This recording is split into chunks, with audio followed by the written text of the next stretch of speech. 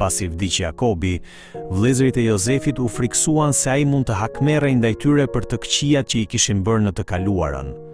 Ata madje përdorën emrin e babait të tyre, duke shpresuar që Jozefi t'i trajtonte me mirësi.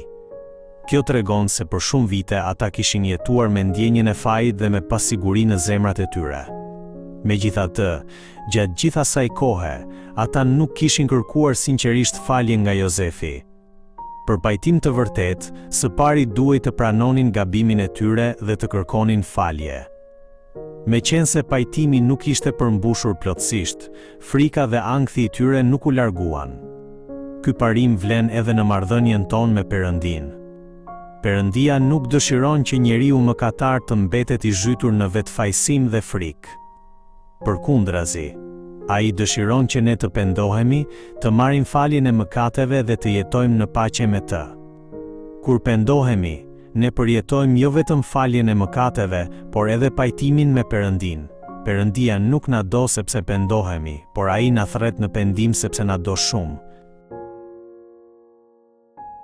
Jozefi rrëfen se të gjitha ngjarjet e së kaluarës kishin ndodhur nën provaninë dhe sovranitetin e Perëndisë.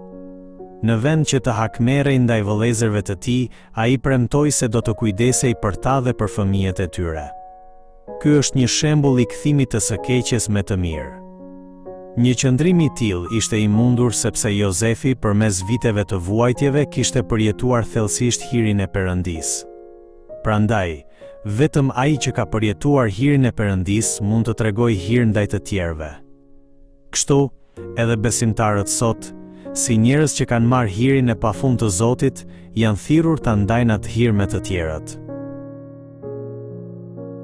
Në fund të jetës së tij, Jozefi la një amanet.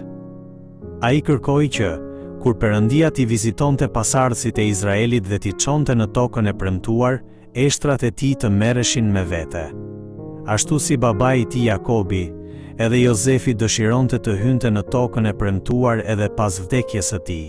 Kjo nuk ishte thjesht mall për vendlindjen, por një shprehje besimi të palëkundur se premtimi i Perëndisë do të përmbushej me siguri.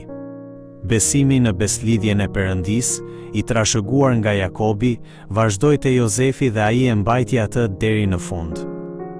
Kur jetojmë duke besuar premtimet e Perëndisë dhe duke i ndjekur ato, ky besim mund të trashëgohet edhe nga brezat që vijnë pas nesh.